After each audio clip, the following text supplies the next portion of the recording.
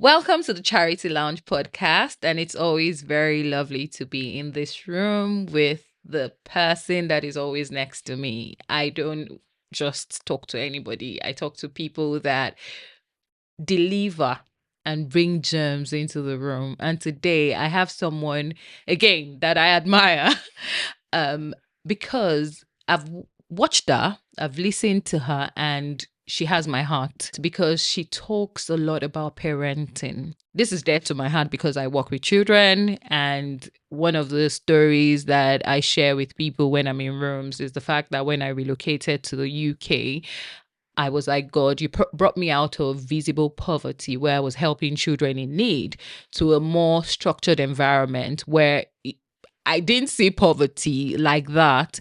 But then in a dream, I saw a child who looked very unhappy and told me how his parent took him to a school of ostrich. So there's something in my books called ostrich parenting. And that got me really thinking about how we parent. And that's why this episode is very interesting, because you're going to learn so much about parenting. You're going to learn so much about your children and how to not be African parents. So today I call her PC. I have Phinnah in the room. She is beautiful. I think every time I see you, I say that. I'm like, you're beautiful. She's beautiful, full. She's fresh. Like, you're beautiful. Oh. I won't say that again and again and again. And, your hairstyle, your sense of style, everything just suits you. And I really, really admire you. Thank you. Thank you for coming to the Charity Lounge podcast. You are welcome. So I'm really honored to be here. Thank you. Thank you. So let the community meet you. Yes. Where do I start from? So my name is Phinnah Chichi. That's why you call me PC. Yeah. I'm a parenting educator and trainer, and I'm also a youth mentor.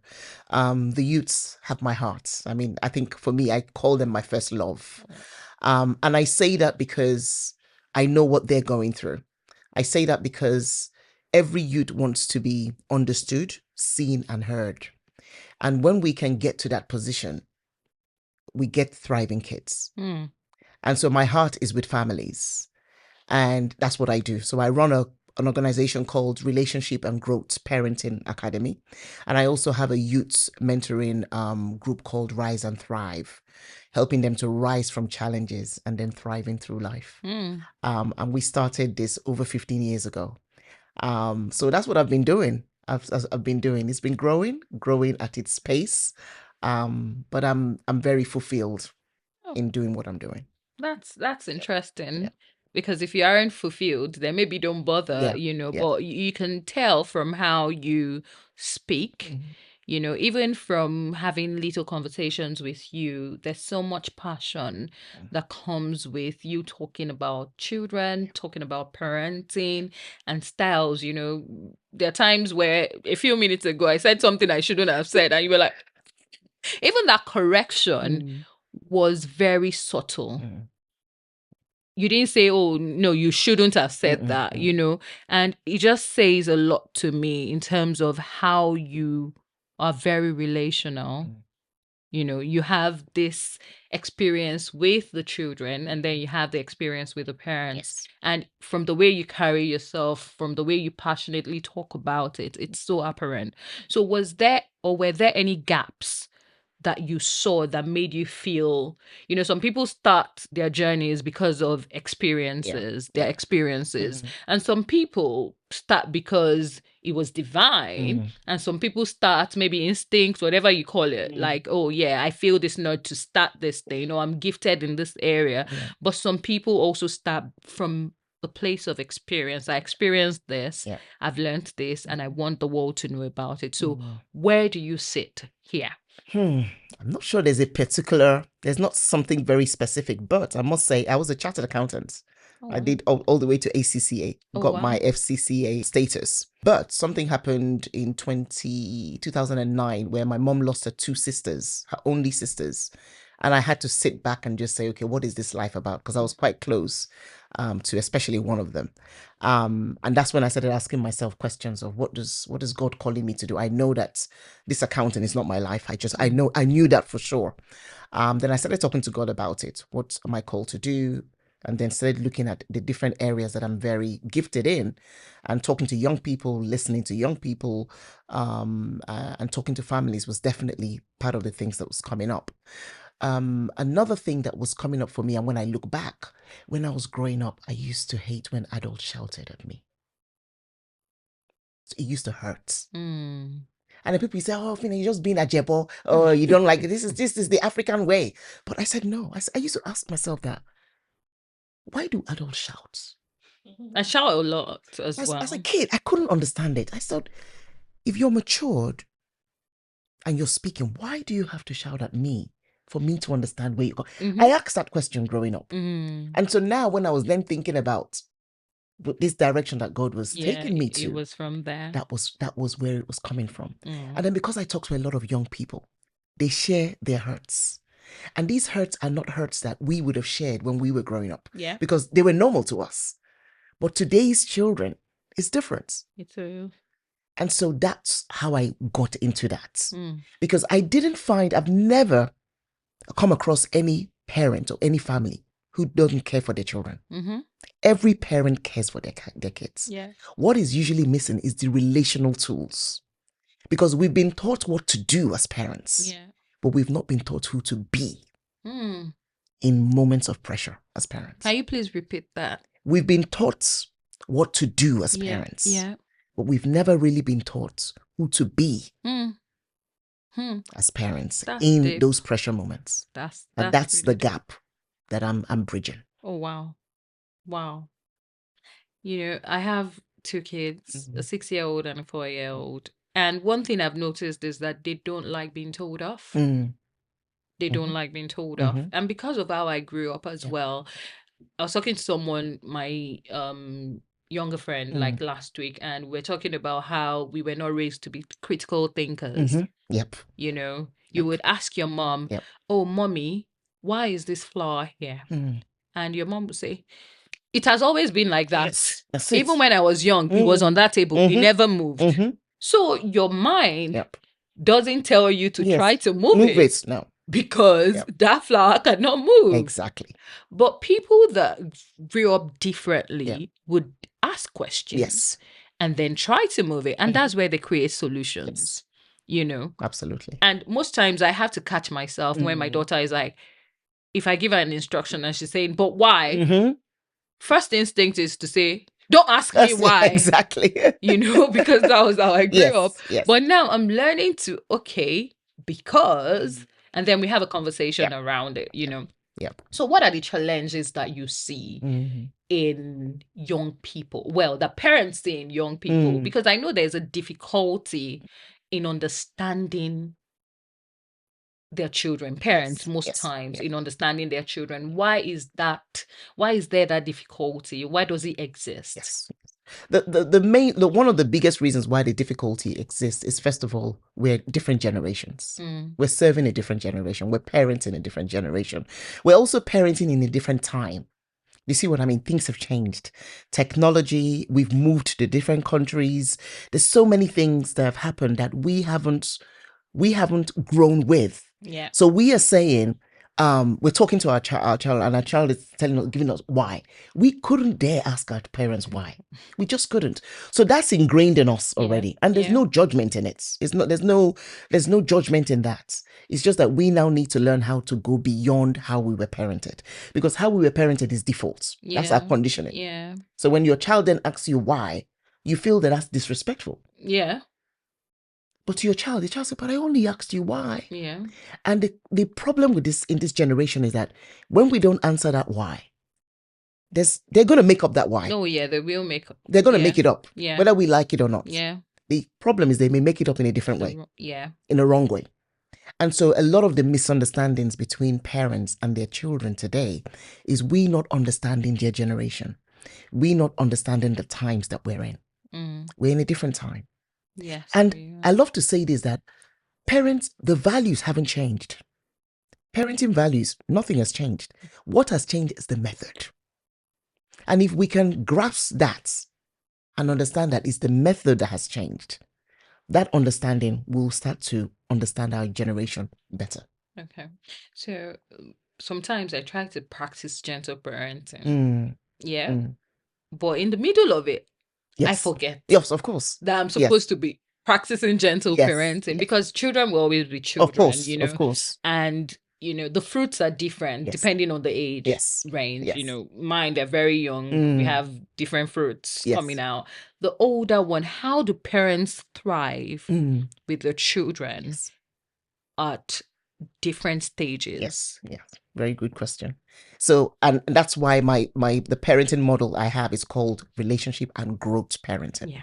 Because there's a lot of relationship that needs to be nurtured, but the growing is that we are growing as our children are growing.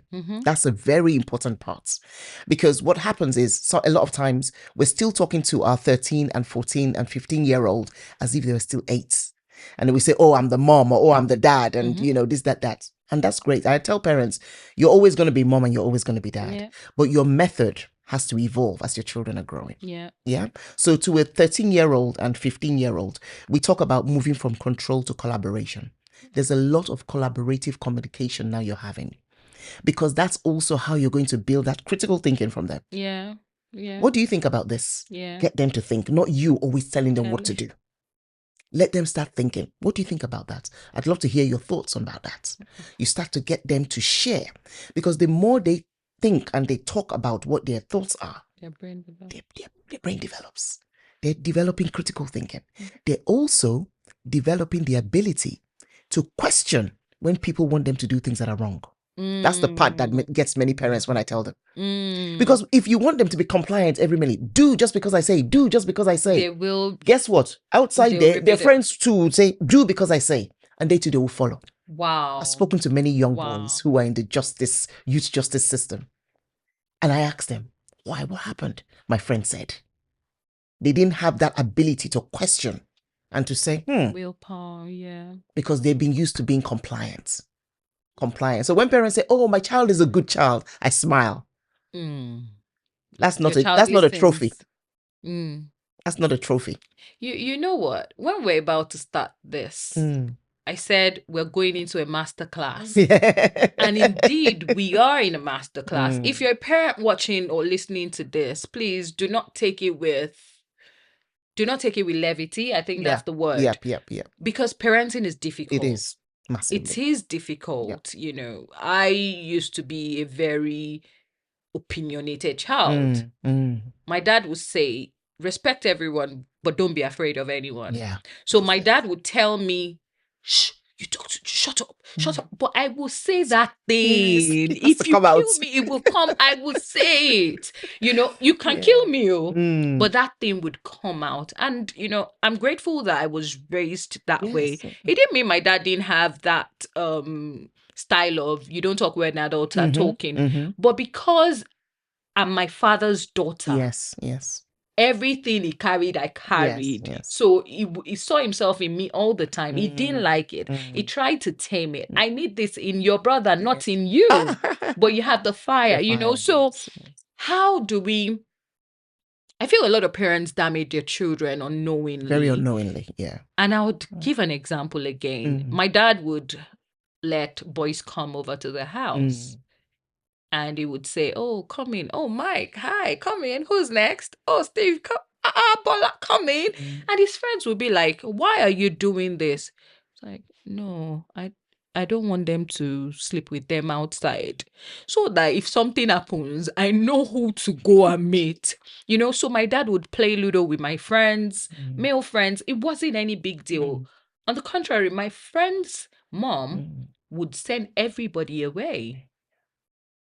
And she would cry, oh, Tolu Lopez's dad is this way. And my dad would tell her, no, that's my style. You need to embrace your mother's style. I won't train you. But it helped me in a way. But then he also had his faults, his shortcomings as well. Because I wrote JAMB, for example, 7 times. Not because I was dull, but because my dad wanted me to study law. Okay, yeah. A lot of parents did that.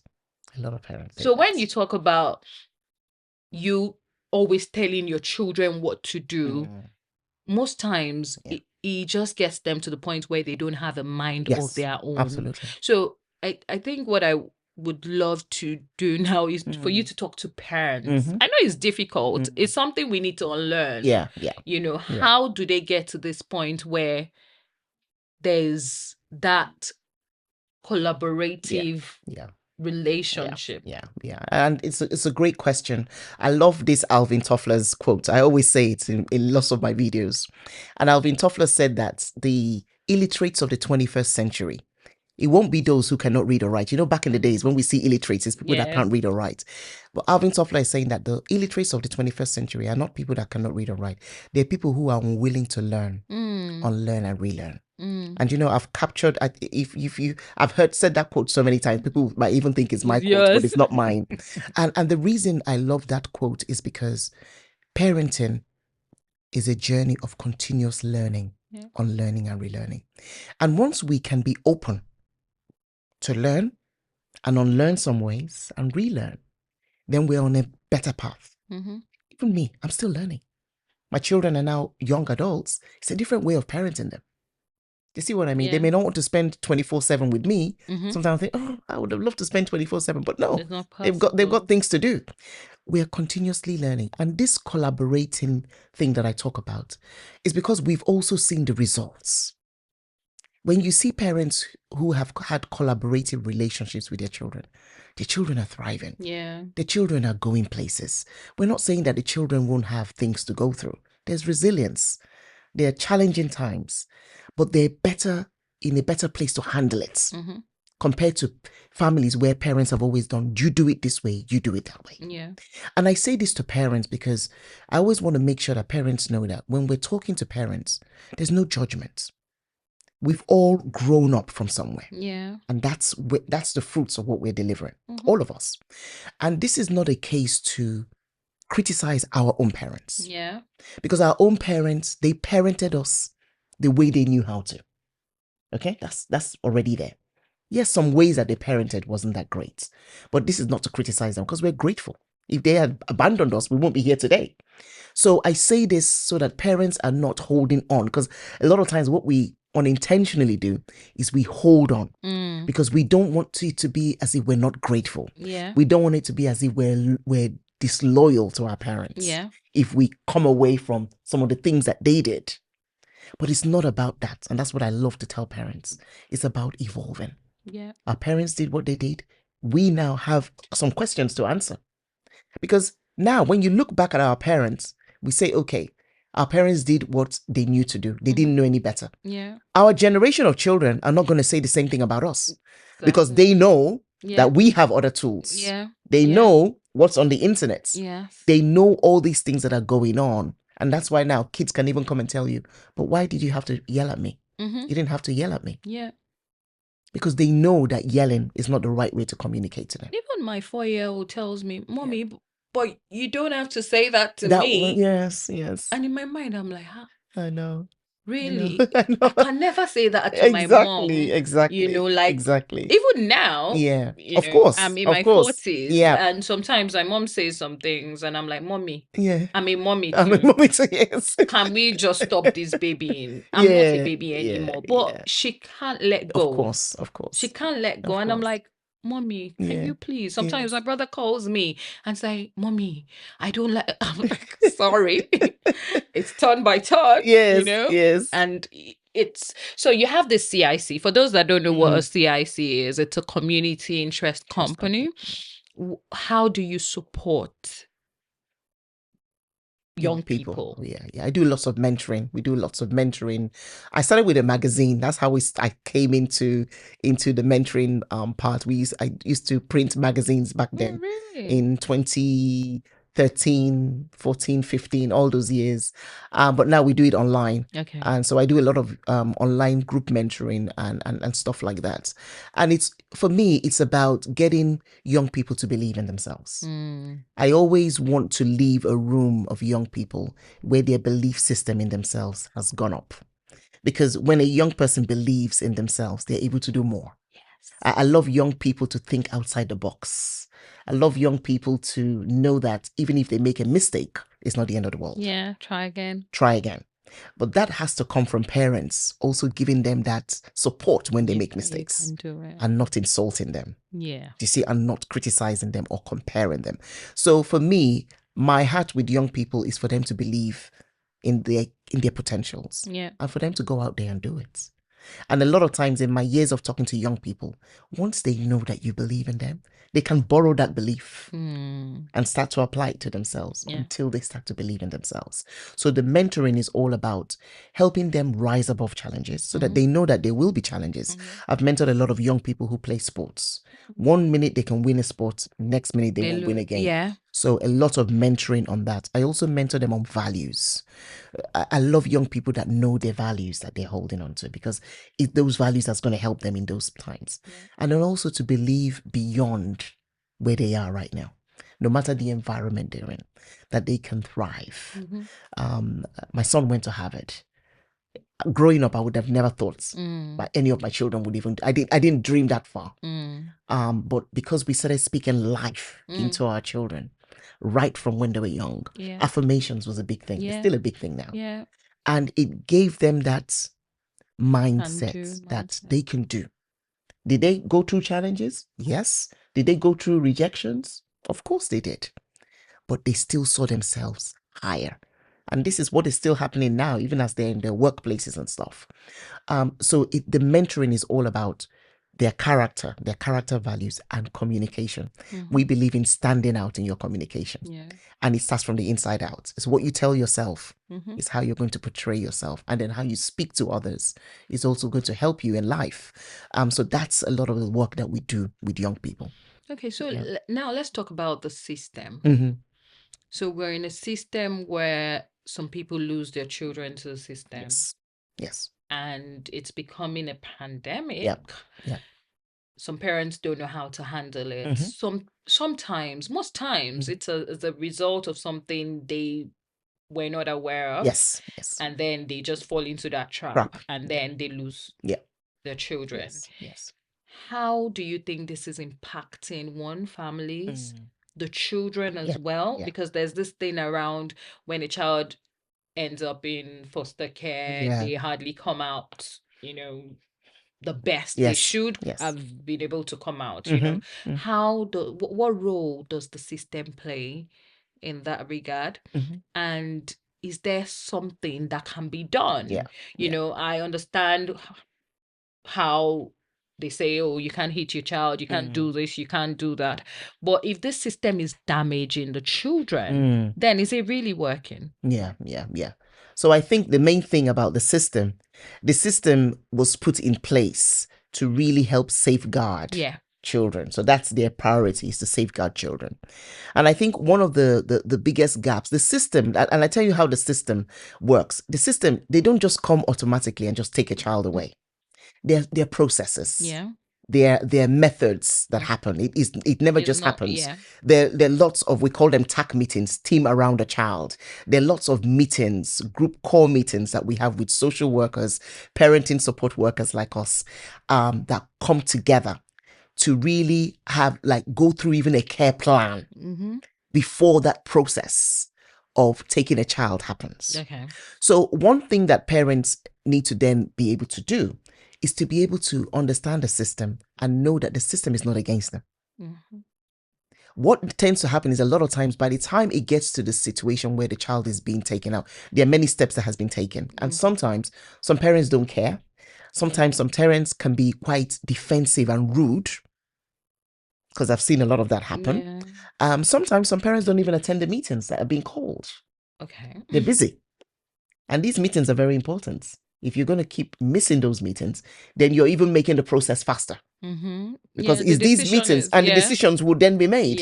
Because they've called you for certain meetings and they've got these all documented. You haven't attended the meetings. Things are still happening in school. Things are still happening with your child. Your child is still reporting some issues. Then they will really look into, okay, this resource of taking the child away. And the disadvantage of it is that many who have gone away, as you said, they don't end up turning out the right way that they need to turn out, because they're going to a different home that has a different value system. You see what I mean? So a lot of times we need to understand that, first of all, the system is not against us. And when we know that the system is not against us, we can cooperate with the system. Yes, okay, you hit your child. Okay, we'll work through. And that's why they refer, we will then get parents who are referred to us for physical chastisement. So we then teach parents how not to discipline your children through physical chastisement. And then the more that you prove that you're no more physically hitting your children, that's no it. issues anymore. The case is closed. Yeah. So there is a process, and we need to understand the process. And I think one of the biggest gaps that we have is, and I've always had that dream, but just didn't really act on it, is where we have some resources for parents who just move into the country to really teach them about the system. Yeah. I think that's something that's needed. When you were speaking just now, because I'm a project manager, that's my 9 to 5. Yeah. And I do a lot of change projects. Yes. And what I thought was, would it make sense if there was a change management thing built around parents who are migrants? Yes. Like create the awareness. Yeah. So some people have the desire to change. Some don't. They are just casting their ways. Yes. They're just like anchored. I'm not moving, and that's it. I'm an African man. It doesn't work here, African man. Yes. And so that at the end of the day, they don't get to the point where they're broken. Yes. Because trauma. Because some people genuinely do not know. Yeah, of course. Totally.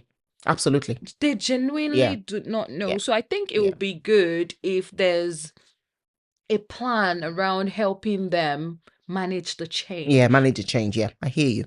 Definitely. You're not people laugh at me sometimes when I say, so my mom, she, bless her, she would, when I had my son, if he was crying, she'll say, this boy, I'm like, Mommy, stop calling him this boy.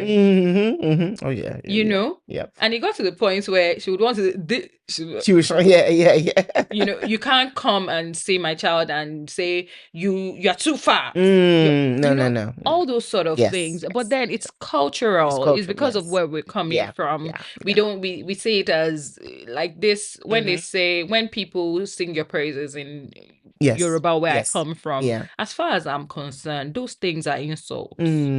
Because they're insulting you. They're saying, no, your head is as big as a coconut. That is an insult. Yep. But people dance and they feel like they feel elated that, oh, you're praising me. But to me, that's an insult. So it shows where we're coming from. Yeah. And then there has to be like something that helps people then settle in. Yeah, settle in. Yes. Yeah. Because it's difficult for the children.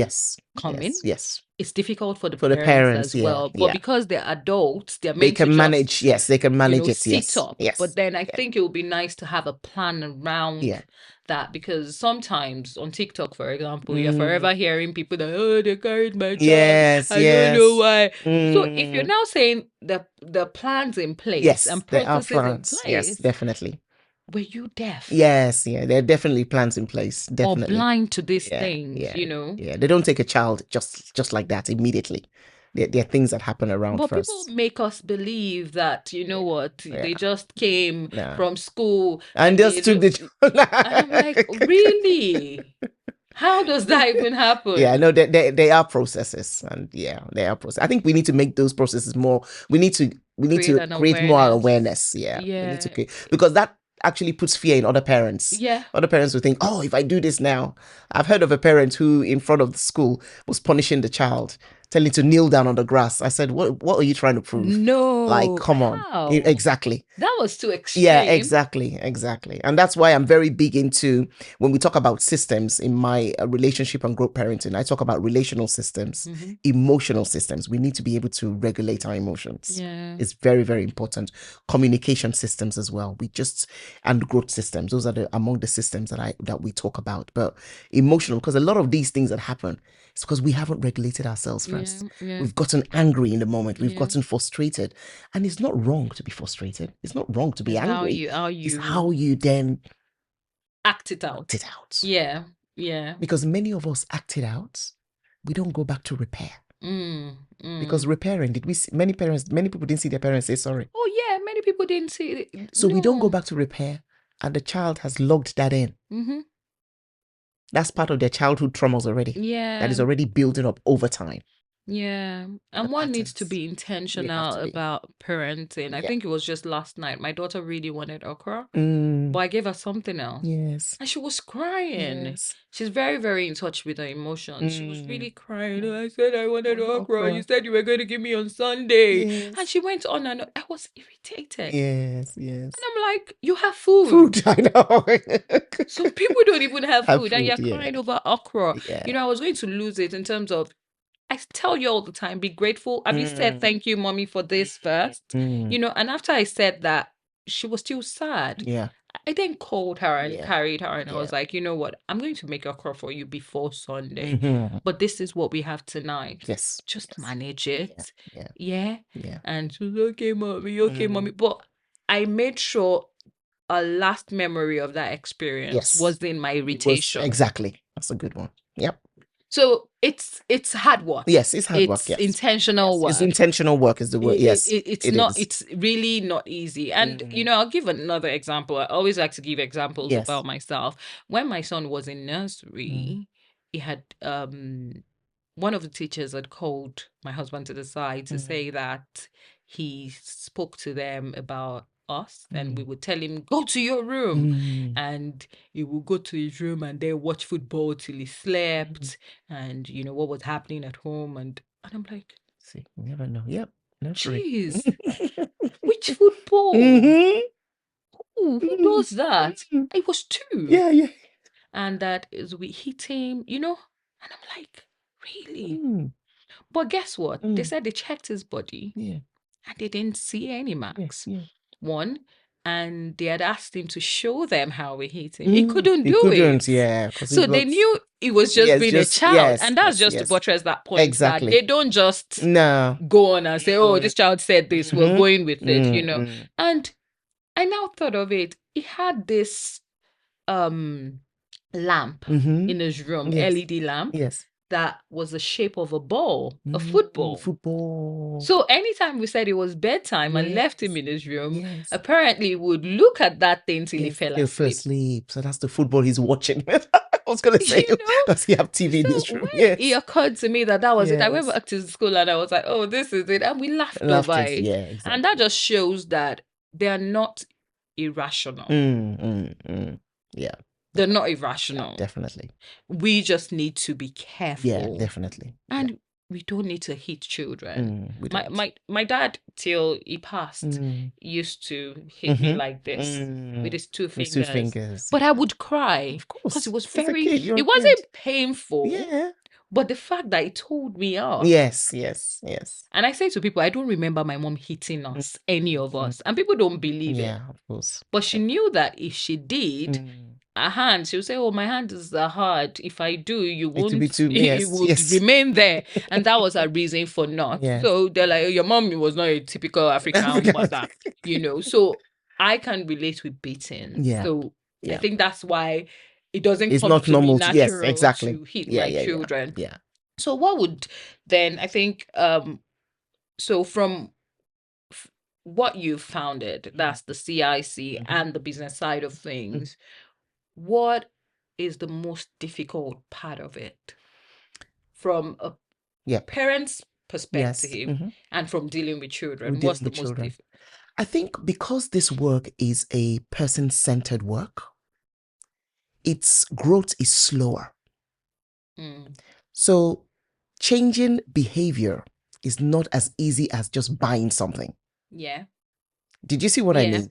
So you can create a product and somebody will buy the product. It's different. Yeah. Because this is person-centered, you need the patience. And it's the patience is the challenge part of it. Yeah. Because I remember in the early days, I could run an event. Not many people will show up. They can register for it and they won't show up. And then first of all, even paying for an event used to be a big thing then. I mean, now people are seeing getting into it. So there were lots of those challenges at the beginning of, this business growing and flourishing. But if I look back now, I see that it's because it was really person-centered. Yeah. It's the growth is slower, but it's very impactful. So the challenge that I definitely got along the years was the patience in waiting, the patience in getting people to buy into the idea that parenting can be changed. Parenting is not, there's a word that we say, it's not an automatic thing. Yes, you had the baby, but your skills in it needs to be learned and nurtured. Yeah. And so the challenge is getting that across to families. Did you see what I mean? That's one of the biggest challenges, is getting it across to families. And also families, we've been so used to a certain way of doing things. And when someone is now telling you to change those ways, the person has to speak to you in such a way that speaks to your heart and that you're not criticizing them. So that's key. Because I've seen some fellow parents, coaches speak at parents. You don't speak at parents. You got to speak to and with them. But some people speak at them. If you're speaking at parents, how are they going to hear you? They're even defensive. They'll be defensive. We're not police people to parents. And I always say this to parents: we're in this together, because we're all in this parenting journey together. I'm not bigger than any parent. We're just in this together to grow, to learn, to transform. So yes, back to the challenges. It's that growth, the slow growth, and also the buy-in from parents. Parents who are stuck in their ways. How do you get them to change? How do you get them to start relating to their children in a different way? And some parents will say, oh, you're just saying this because you're just doing Western parenting. This is nothing to do with Western. This is to do with being in a relationship with your children. Yeah. I say it over and over again. Relationship over rules. So a lot of men, I think, find it more difficult. Yes. It's easier for the mothers, to comply. Yeah. Eventually, it might be tough. Yeah. But I think sometimes some men are removed already from the parenting thing. Yeah. So men are not having relationships with their boys. The boys find it difficult to talk to their dads. They go to the mothers for stuff. Yeah. And I've also found, talking to older people that have older children as well, the men don't particularly like it. But you've not built that relationship from them growing up. So you're not their default. They don't go to you first. They go to mommy first. So how do men start to build relationship? Stop the macho thing. You don't have to parent like your dad. Yes, it's easier said than done. It's easier said than done, though, because that's what they saw parenting. They saw that they didn't have the great close relationship with their dad. So it's a new way of parenting for dads, and so I do sympathize with them because they didn't see that. So it wasn't modeled to them. So they have to be more intentional to build those relationships. Also, women play a part in that part as well, because a lot of times when they're growing up and something happens, you go say, oh, I will tell your dad. Your dad will deal with you. So you're then making the dad to be the police, to be the bad guy. Do you see what I mean? I'm not a good cop, bad cop. Yeah, good cop, bad cop. And so and then the dad would think, okay, I have to step up here. And then, but to the child, they're going to be stepping away from you because you're always the one that is correcting them. Funny thing, yeah. I used to do that. I would say, I'm going to tell daddy, or go and tell it. And my husband was like, can you stop it, please? Stop it. Don't let them come to me for the bad things. Times, yes, exactly. Deal with it yourself. And, I had to then think about it that really, you're showing that daddy is. And one day my son said something. He said, Mommy, can I watch TV? When daddy opens the door, I'll turn it off. And I'm like, tell you, you're doing something. Do not do that. Yeah. So it's so important for them, because I tell you, the relationship with their dads, children's relationship with their dads, is very powerful. They need it. Because yes, moms will always be there, support and stuff, but they need that. I always say this, that with children, as they're getting older, they believe their dads actually more, because their dads don't have time to be beating around the bush. You know what I mean? Direct. So when your dad would tell you, you are going to go places. I believe in you.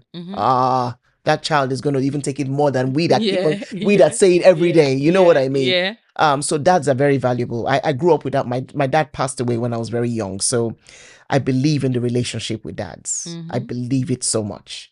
And unfortunately, many young people today, especially older, like young adults, older teenagers, don't have the greatest relationship with their dads. So their dads can be there physically, but they're not there emotionally. Yeah. You see what I mean? So dads need to learn more. And I say this without judgment, because that's one thing that I know. I know a lot of dads listen to my my videos and stuff like that. So, and I do love dads. Maybe it's because I didn't grow up with one. But dads, the power of the words from dads is so vital, and we encourage dads to use that more.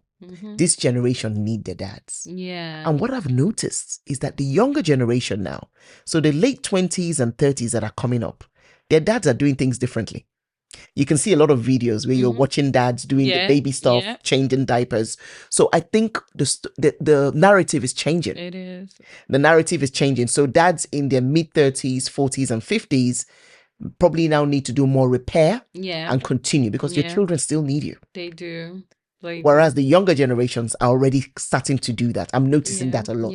Yeah. And, like you said, women have a very, very big role to play in that regard as well. Absolutely. Because for the longest, I didn't travel because I just thought, oh, if I travel, what will happen? Yeah. And one day, my sister-in-law was like, is it not their daddy? Yes. And they will do it well. And they do it well.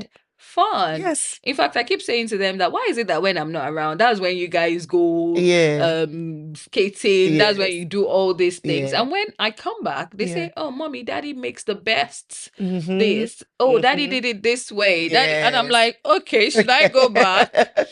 So we need to learn to also give the dads their moment. Totally. Absolutely. It might be unconscious. I think we do it unconsciously, but then we have to then have a conscious reset. Absolutely. Absolutely. It's a lot of learning and unlearning, honestly. Absolutely. And it's a win-win for the kids and a win-win for the family. Best of both worlds. Best of both worlds. Yeah. I think I'm very passionate about this. One, because I'm a parent. Two, because the society is really family centered, whether the society is good or bad. By the time you look into families, you can tell exactly where the problem is.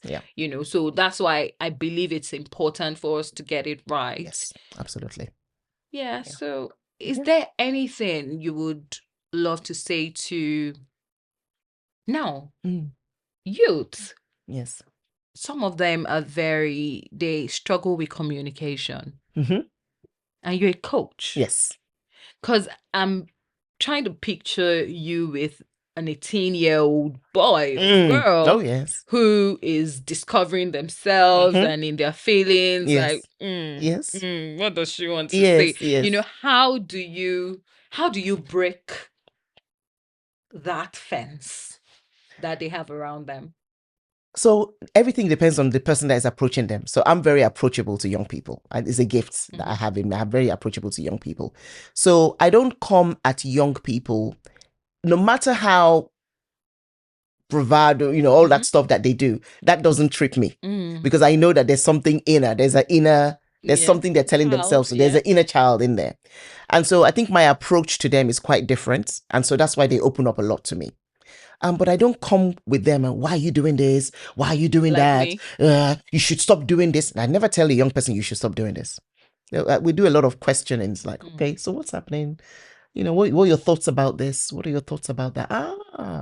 So I hear their ideas. I say, okay. And then if I want to give them advice, it's true suggestions. Yeah. True suggestions. I'm not telling you, go out there and do this. Think about it. I was just thinking, maybe if you try doing it this way, just see if it works, and then we can talk about it next week. You give them, the onus is on them. And that's the approach that I use, that as time goes on. So it's more of co-creation. It's very, very co-creation. Yeah. Collaboration. Yeah. Collaboration all the way. I even do it with my kids. If my kids are doing something now that I want them to change, like I'm thinking, oh my God, why are you doing this? I'll just go to think about it. Let's talk about it. What are your thoughts behind that? What's the reasoning behind it? I never ask them why. Yeah. Because why is quite critical. Yeah. We avoid the why questions. Ask them, what are your thoughts about this? So that they can think too and reflect. And that's the power. That's how I kind of work through with young people. Interesting. Yeah. One thing I didn't mention though, is the fact that I watch your videos and they're very encouraging, and you make parenting look sweet and interesting. You make it look easy. And I'm not saying this for flattery, because I don't. Thank you. You know, there was a post you did about being a mother-in-law. Yes. And I'm like, whoa. Yes. You know, like a lot of people have issues with their mother-in-law. Yeah, So now yeah. you've carried your parenting. By extension, your parent to your daughter or son-in-laws, you know, however you want to say it. Yes. And I read that post and it made me really think that, Tolu, this is an aspiration. And I'm sure thousands of people who saw that post felt that way. Yeah. You know, and I also saw the one you did about your son in the driverless car. You imagine? And, like... you know, it's just sweet to watch. And everybody, there's nobody on earth that doesn't crave that kind of relationship with their children. Yeah. So if you crave that kind of relationship where in your old age, you know, you have conversations with your child, with your grandchildren, and no holds barred, you know, it's seamless, then you need to do something intentional. And it's not when they get to that point to start building it.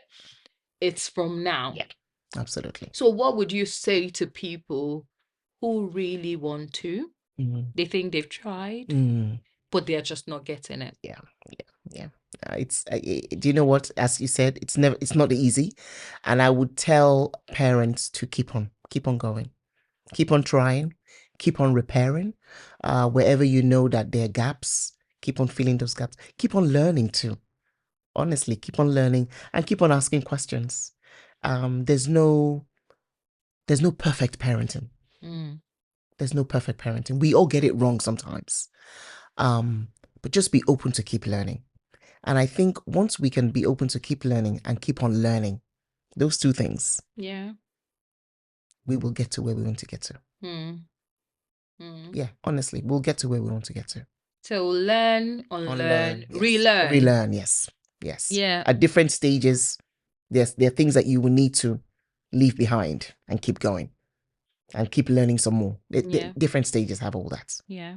So I'm going to do this. I don't think I've ever done it. But if you have a child or children and you're having difficulties in terms of understanding them, or you just want them to live a fulfilled life or live in their greatest potential, please do hit Phinnah up. I am not even joking or anything. I've seen the things she puts out there. You've heard her speak. She's not just saying it because she feels like saying it. It's something that she lives. It's something that she practices. Please, enough of us losing our children because of our lack of knowledge or our lack of skills. You know, please reach out to her. Please say your Instagram handle. Yes, at Phinnah Chichi. So PHINNAHCHICHI. Phinnah Chichi. I didn't even ask if you're open to working with people. Oh, yeah. Yes, she is open to working with people. Please reach out to her, and you can send an email to us to lokbe@thecharitylounge.com, and then we'll hook you up. Yes. But then I hope you found this very interesting. But before we go, we'll do our fire round. But okay, so Lagos or London? Lagos, definitely. Why? Everybody... Lagos. Yeah, weather, food, people. Yeah, definitely. Oh, okay. Yeah. So winter or summer? Ooh, that's a tricky one, because I do love the winter sometimes, and let me go with summer for now. Summer. Yeah, I'll do summer. So that means you're not enjoying cold weather now? I do love the cold weather. I actually do love the cold weather. I feel that it actually is good for my skin. But I prefer the summer. Okay. So I can wear my different outfits. Okay. Would you rather read or watch? Good question. Watch. Okay. Yeah, watch. Watch is definitely watch your audio. Yeah. Okay. So what's one last word you would like to say to a youth, a parent? For a youth, I want every youth that's watching this to know that we believe in you.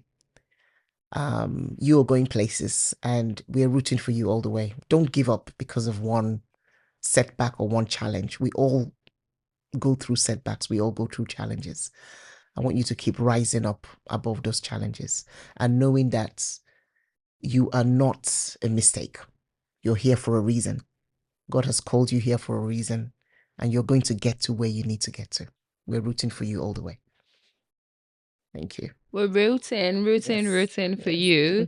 I hope you've enjoyed this podcast today. I have thoroughly enjoyed it. Me too. I have learned new things and I'm unlearning some things as well. Honestly, it's been such an amazing masterclass. If you haven't paid, please, I'll send you my bank details. And if you haven't subscribed to the channel, this is an opportunity for you to subscribe. Click on the subscribe button. Again, I say it's free of charge. You don't have to pay for it. It doesn't take a lot of energy to press subscribe. See you next time on the Charity Lounge podcast. Thank you.